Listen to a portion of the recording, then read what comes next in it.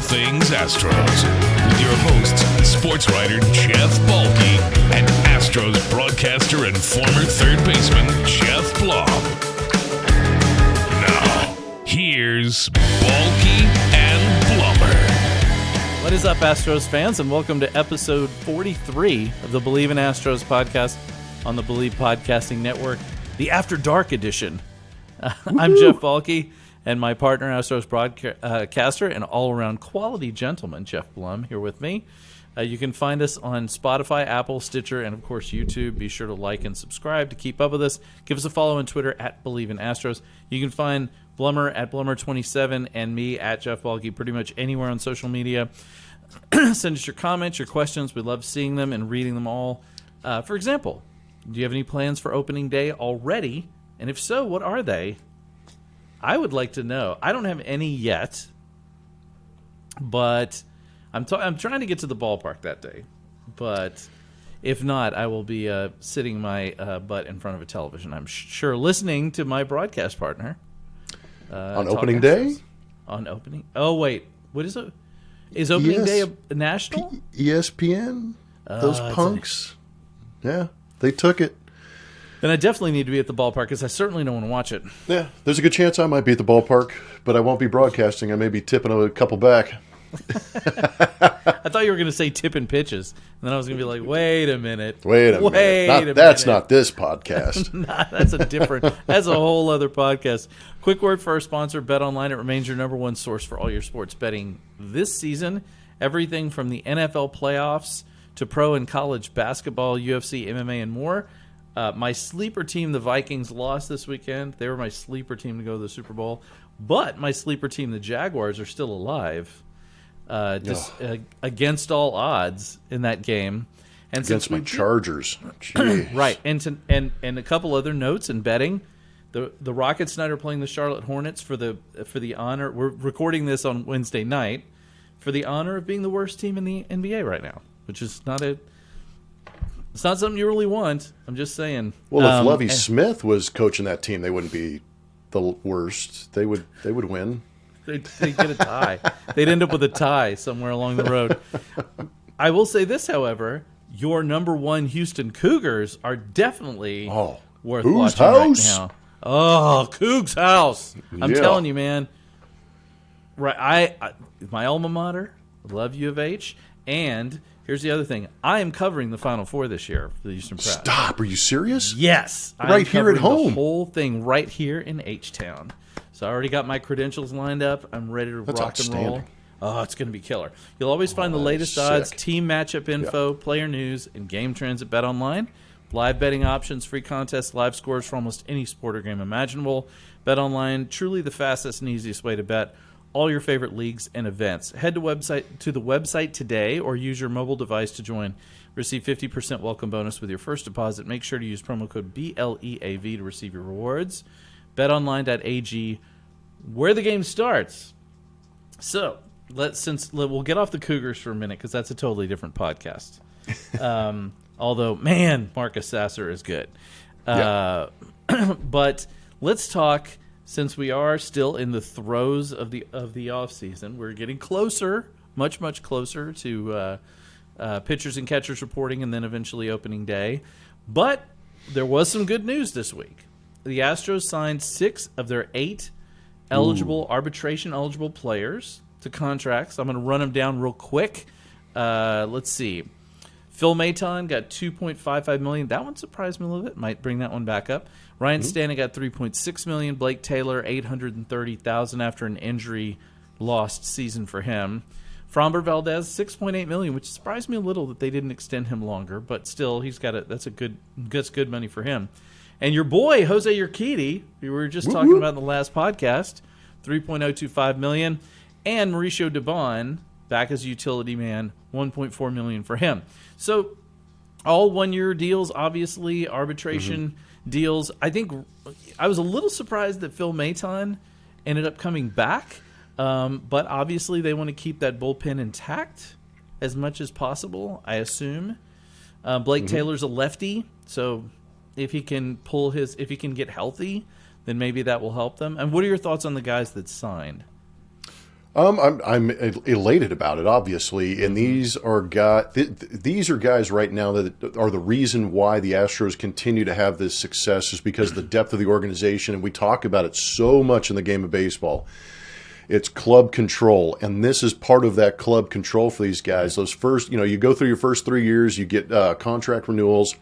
After that third year, poof, you go into the arbitration portal, I guess we can call it, and you get a chance to negotiate that first big check. And these guys have earned it. So you have those guys in arbitration for another 3 years. So the club control totals 6 years of a player's career. And, it's really one of those milestones for a player to get 3 years in and get to that arbitration situation where you can negotiate, get a big bump in pay, and kind of establish yourself in the league a little bit. But what the Astros have done, I love it. There's still the opportunity. You just talked about Fromber and what he got with $6.8 million. There's still the opportunity that you can erase that number and give him the extension if he does agree to one with the Astros. So these negotiations will go on with some of these guys. I think the idea of Phil Maton coming back was, to your point, not just keeping that bullpen intact, but just keeping another arm out there. And maybe with the emergence of a Brian Abreu and guys, some guys like that, and the consistency of a Ryan Stanek, maybe Maton turns into a longer guy. Maybe you try and stretch him out in spring training and make him that long relief guy, or you create another role for him. So I think it's depth and health. We know how key that is, and that's might be why Phil Maton's going to still be around. You talked about Blake Taylor, and you still have Mashinsky hanging around too. So there's a couple of lefties that are going to be available in the spring. Yeah, and I think the Astros have always been pretty high on Blake Taylor's stuff. Yep. It's just been he's struggled with injuries. I mean, that's been really the problem. The thing about Phil Maton that's great to be back is the serial killer face returns. I've never seen anyone who is the immaculate face looking. Oh my goodness, that guy looks like he tortures animals for fun, right? He just stands there like this. Like he never changes. He's like so stoic. It's like Dexter, from the TV show. Oh, that's a good call. He's like it's sociopathic looking. And I know the guy's not like that. You hear interviews, he seems like a very good dude, but on the mound, he is deadly serious. So I like that aspect of it. I did think Fromber, $6.8 million is a good number for him. For the Astros, obviously they're going to want to extend him because he's going to get $19-20 million when he gets an extension. Well, don't you want to extend him before he wins the Cy Young? Yeah, exactly. You would think so. That does leave them with two rather, large, outstanding ones. I want to start with Christian Javier because Christian Javier, they're pretty close. The Astros offered $3 million. He's asking for $3.5. You got to figure that's going to get negotiated away pretty easily. The thing is, I feel like Javier, when you just read what other people talk about Javier and you just kind of read between the lines, this is a guy a lot of people think could be an ace, right? This is a guy a lot of people surprisingly, think, yeah, because this is a guy I don't think many people look. Even earlier this year, we're saying, well, he could be a part-time reliever, part-time starter. But I think in the playoffs in particular and towards the end of the season, it's just he became so lights out. And I think it's that really what's so good about him is he has multiple pitches that do not require him to overexert himself. And those are pitches he can keep for a long time. And he's young. So, I just feel like he's a guy that I think they want to wrap up long term. He might be one of the first to fall off the board in that regard. That's actually not a bad call because he has had that limited time as a starter, limited time as a reliever. So you kind of have this negotiation where you're going, what are you? Are you this hybrid or are you going to be in a rotation? But I think that I feel the same way you do, that he can be that starter. And I really like what you brought up about his pitches because, the fastball, slider, changeup that he has mixed in there, he's not a max effort guy. He has got a rather fluid delivery. His arm action actually reminds me of Octavio Dotel, that just long, lengthy, whippy arm to him, where it's really simple. The ball jumps out of their hand, and you can duplicate that delivery over and over again and not risk that injury. So I think he's low maintenance. But I think that he's probably sitting at the table going, right now, I'm a starter. You can pay me as a starter. Our number's close enough. You're going to have me in your rotation next year. Let's just go ahead and get this done. But that should get done relatively quickly without having to go to the table. But Christian Javier is an interesting case because he is younger and has maybe one more year of control. And he has a Maybe huge two, upside. actually, in him. He might even have two. Yeah. I think you're right, though. I think if you ever watch the Pitching Ninja guy, if you ever watch his videos, he had a couple that he showed Christian Javier where he had that the invisible, what do they call it, invisible or Invisible. fastball? Yeah, the invisible, right? And he showed how his arm angle is the same for a couple of different pitches, and the guys can't read where the ball's coming from. They can't read what kind of pitch is coming out of his hand. And I think that's we haven't talked about that very much, but that's a huge weapon for a guy who has as good a control as Javier does.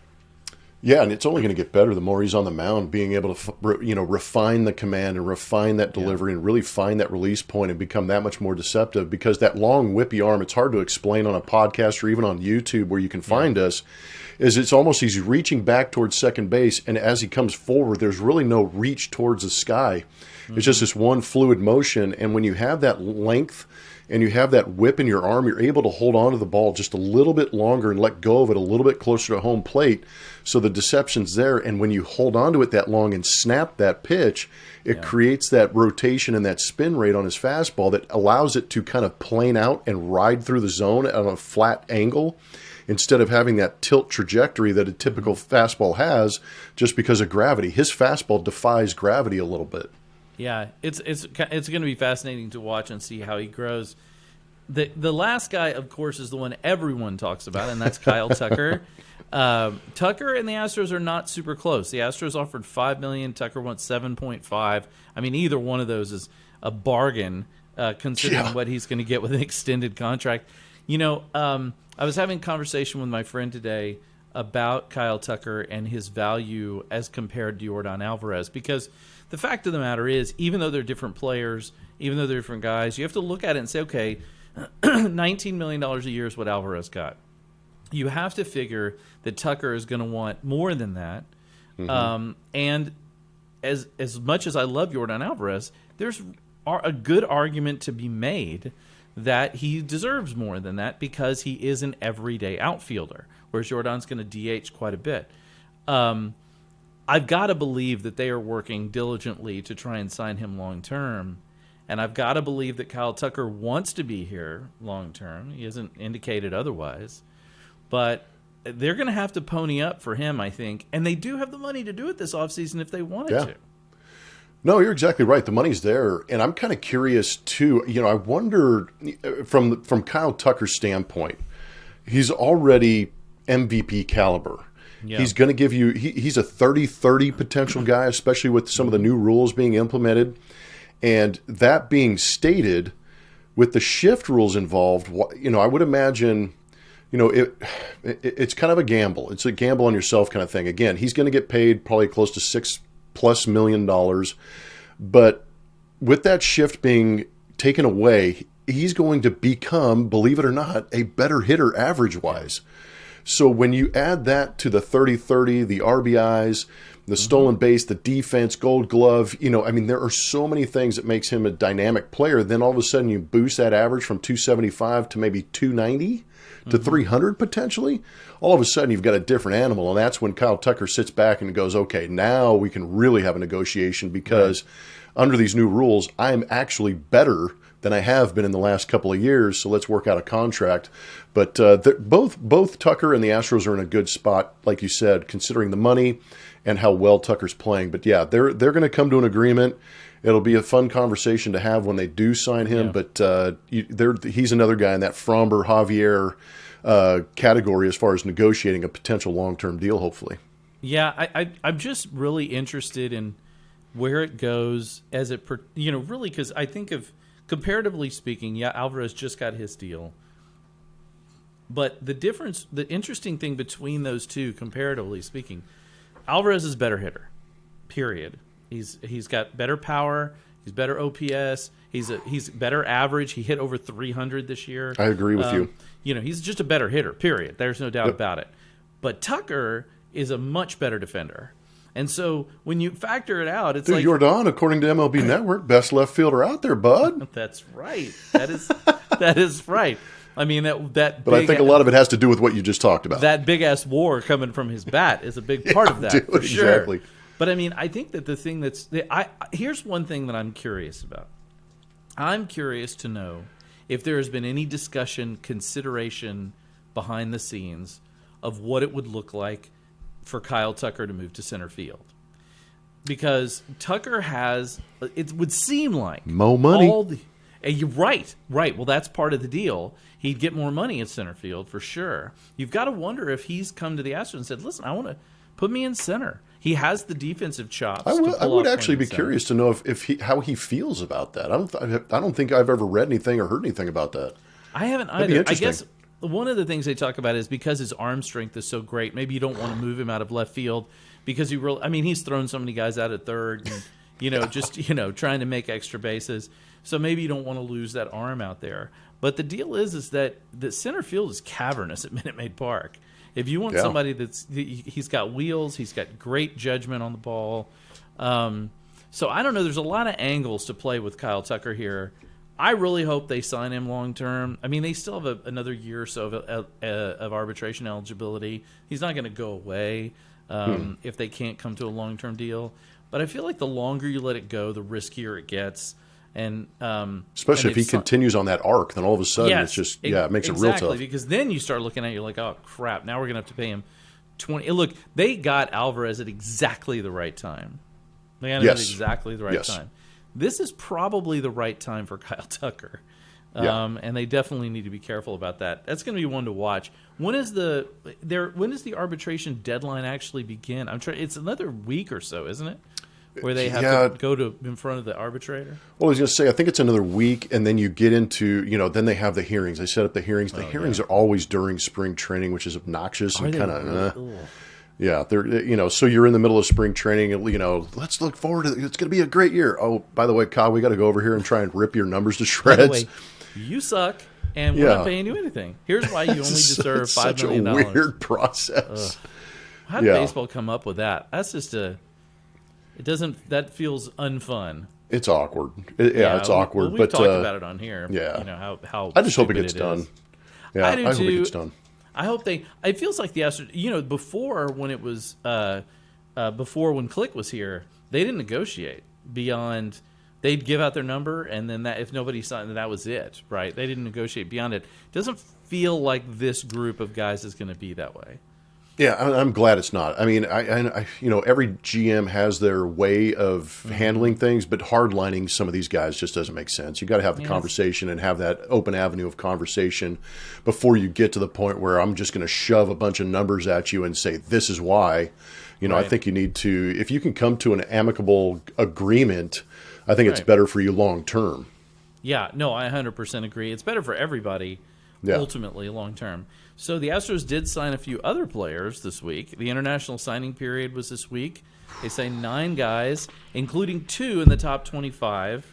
Some good ones. Yeah, pretty good ones, pretty interesting ones. I'm going to read you what a couple of quotes from Brian McTaggart's weekly newsletter that he had from the assistant director of international scouting, Ramon Sanchez, who was talking about Camilo Diaz. Camilo Diaz, the 17th rated international prospect. He called him a toolsy, dynamic shortstop with a plus arm and the athleticism to stay in the middle of the diamond. Big, strong build with raw power. Projects to hit in the middle of the order with home run and RBI production. Has a potential to have well above average tools across the board. So this is a guy, when I start thinking about that, and you're like, wait a minute, Jeremy Pena plays shortstop. You're like, okay, first of all, this guy's 17 years old.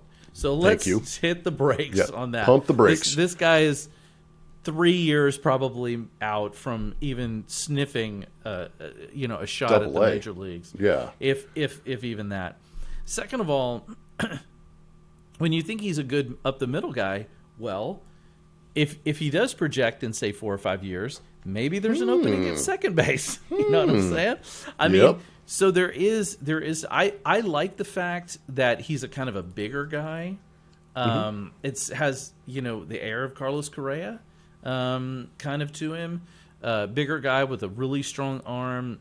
Big, powerful athlete kind of guy. It's an interesting player, and number 17 is no, that's no joke in the international world. When you're talking top 20 prospects, that's a big deal.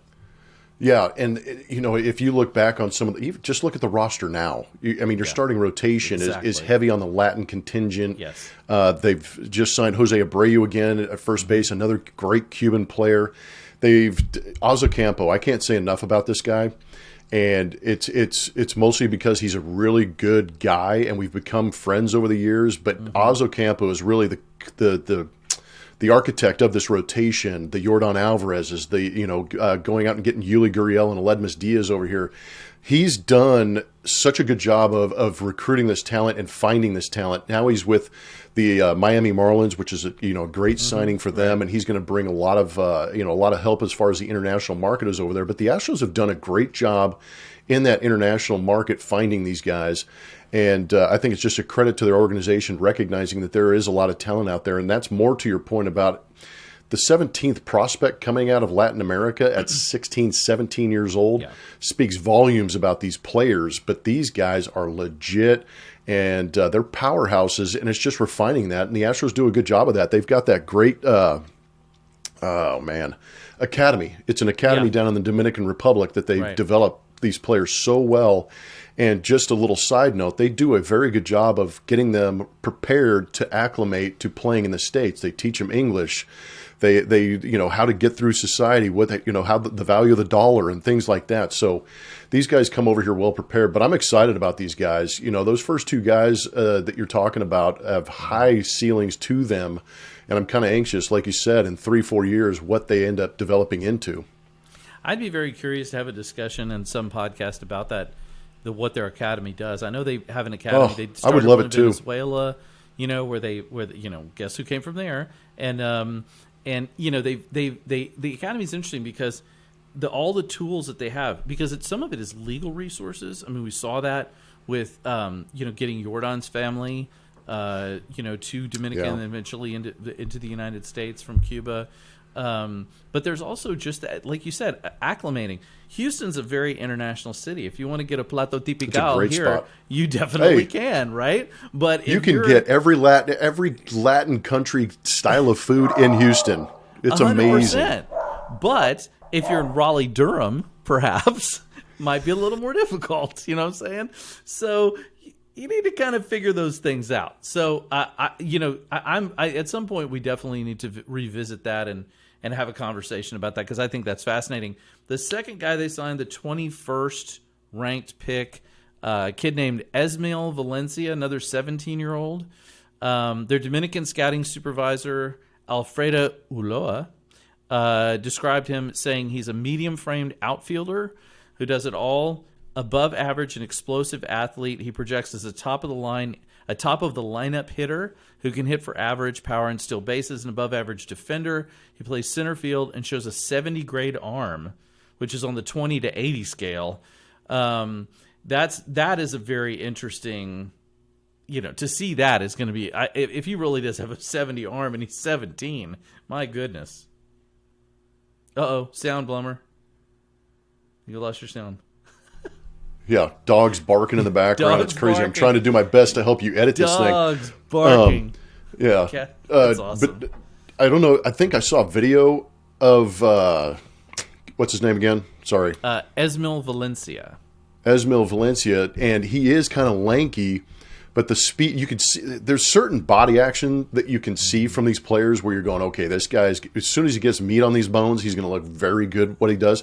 But the dude already has a cannon. That was one of the things that jumped at me on the video, is that all of a sudden the ball is flying out of his hand from right field at 16, 17 and one hopping to third base. So that gives you a good indication. But these guys are incredible athletes, and the Astros have done, again, a very good job of finding these guys. But I have found, having played with a lot of these guys coming up and then watching what the Astros have done and seeing how they develop and get into the big leagues, I'm excited about a lot of these guys. And it's all about developing your future, and that's where a lot of it starts, is out there in that being able to go from continent to continent and find these, gems. Well, I mean, the Astros are a majority foreign player team. Mm-hmm. There's... That doesn't get talked about enough. It doesn't. And the truth is, when you think about it, you're like, okay, Kyle Tucker, You start looking around. You're like Hunter Brown. There's like a handful of guys that you can sort of count. Michael Brantley, who are not foreign-born players. Even Jeremy Pena. So I think when you look at that and you realize that this is a team that is dominated by foreign-born players, that means the Astros have to be good with their scouting. If they weren't, then they wouldn't be fielding a World Series championship team year in and year out with a starting pitching lineup that's made up predominantly of guys from other countries. I mean, it's like this year, Hunter Brown's going to be the only guy in the lineup that's not born out of the country. And I think him and Lance.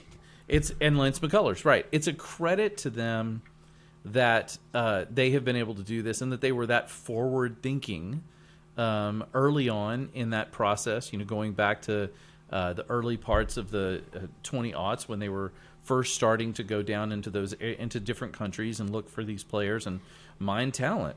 Good for them, and good for them for looking out for these guys, because obviously there are plenty of people. I'm Blum, it. There are plenty of people out there in the world of sports who want to take advantage of players, whether they're young and and impressionable, or whether they're from another country, throwing money at people, promising them big things and not delivering.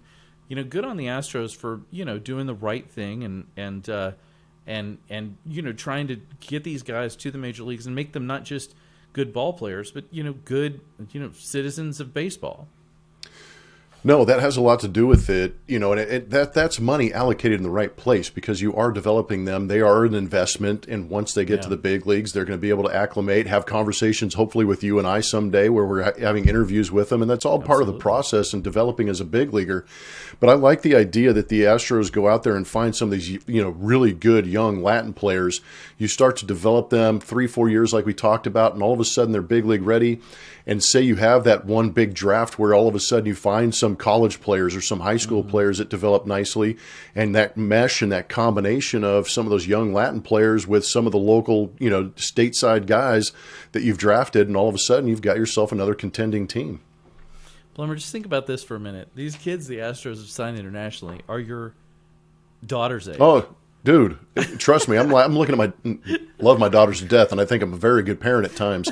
But I'm going, man, there's no way I'm throwing, them to the minor leagues or anything like that. Good Lord. But just think about that. Like, they're 17. It's young. Could I imagine if they were hyper talented, say in volleyball, sending them to France or, Italy to go play on one of these professional teams at 17? It's crazy. How old were you when people really started knocking on your door and started, trying to recruit you and that sort of thing?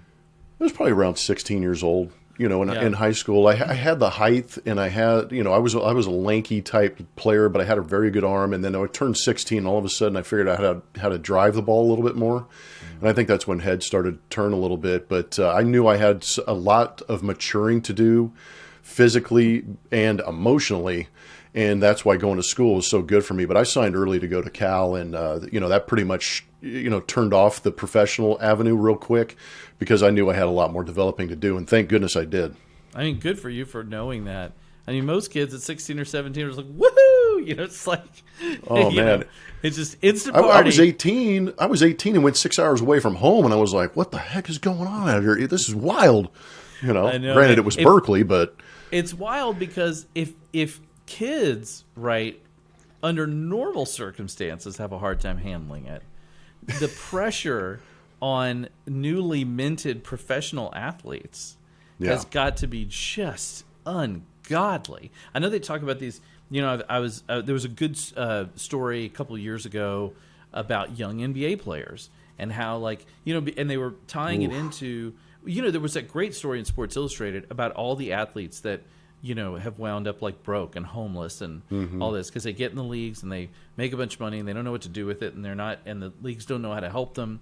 So people take advantage of them, like you hinted at earlier. Exactly, and they get themselves into trouble.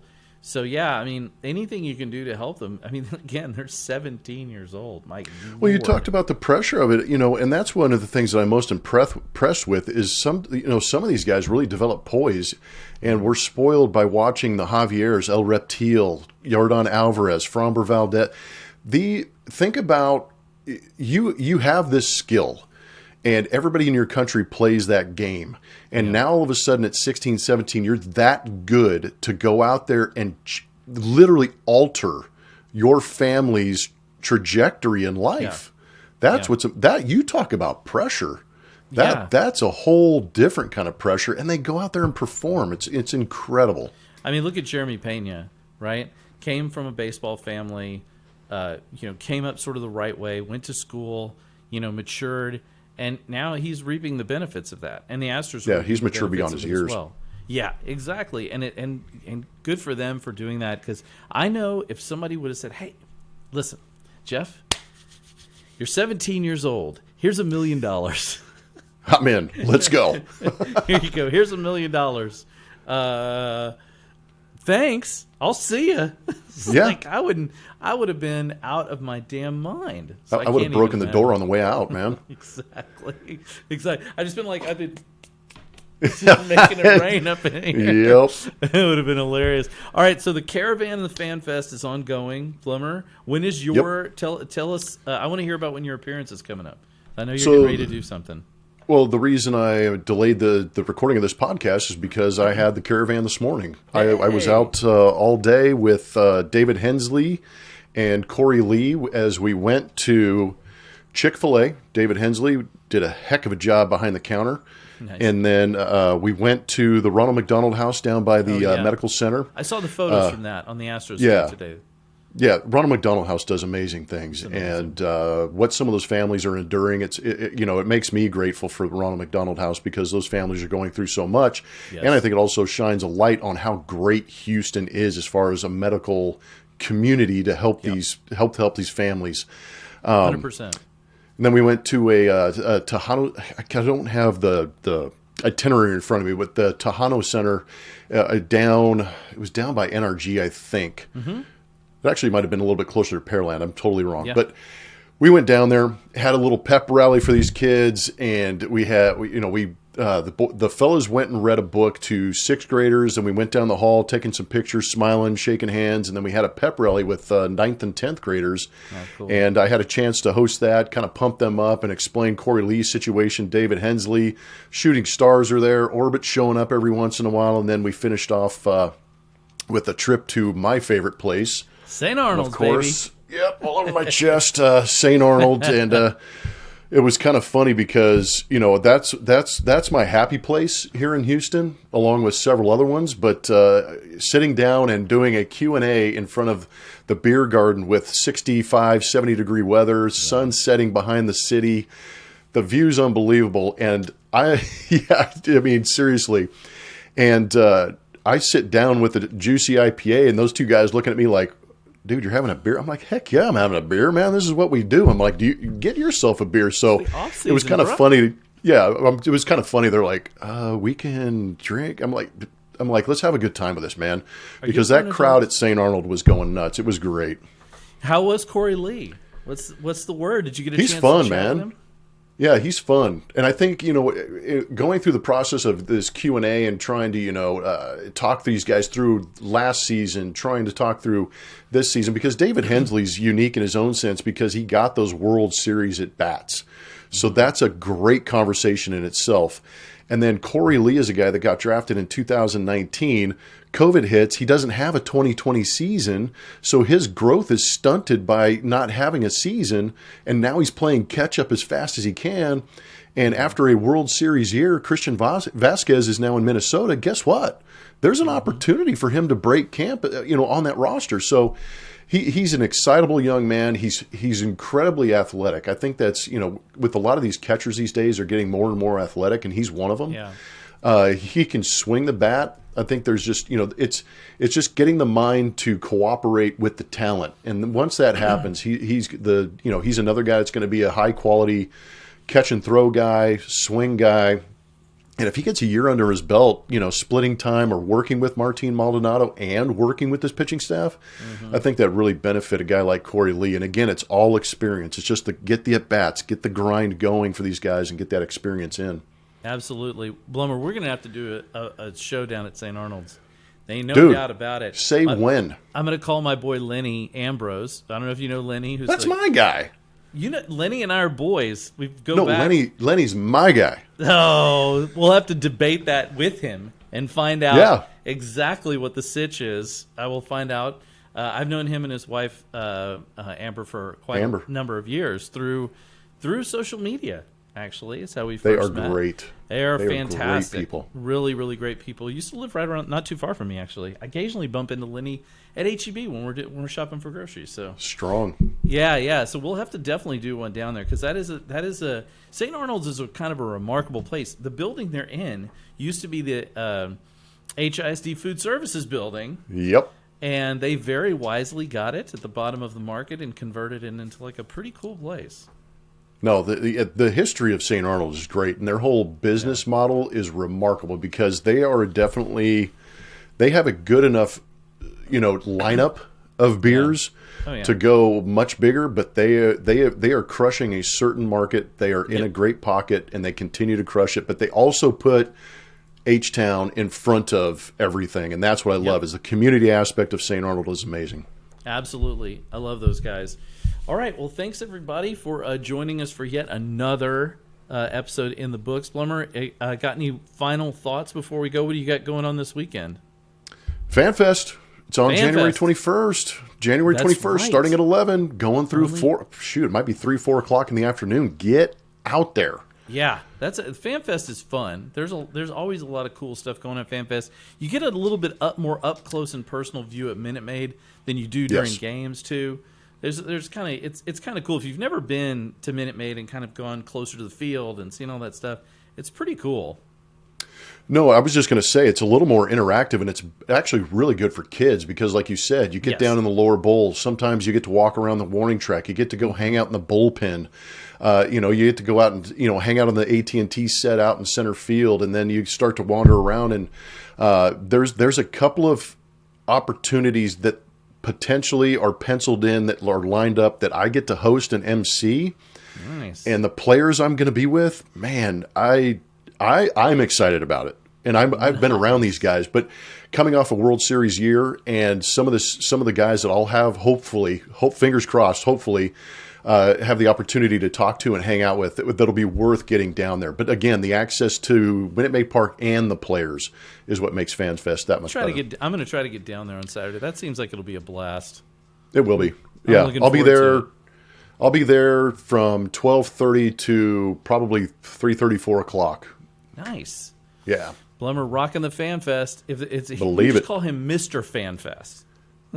Dude, yeah, the energy's going to be off the charts. It'll be great. I'm sure. We'll be back next week with fresh pods brought to you by Bet Online. Huge thanks to all our listeners and viewers. As always, guys, you guys are just the absolute best. And I wouldn't say that to just anybody. We just tell it to you. So keep it coming. Trust me when I can vouch for that. Yeah, that's 100% correct. Just 70 days until opening day. I keep the countdown going. It's just getting. I'm wearing my Rockets hat tonight. Because I want to root on my Rockets. As they're trying to get that good mojo. Trying to get that good mojo. Maybe get Wemby. I'm just saying. In the draft. But let me tell you something. I am dying for the Astros to start again. It is. Look, you got a baseball in your hand right now, Blummer. No, I feel the same. Yeah, I've been flipping this thing the whole time, but I feel the same way you do. I'm ready. I'm totally ready, too. Okay, guys, we will talk to you next week. As always, go Astros.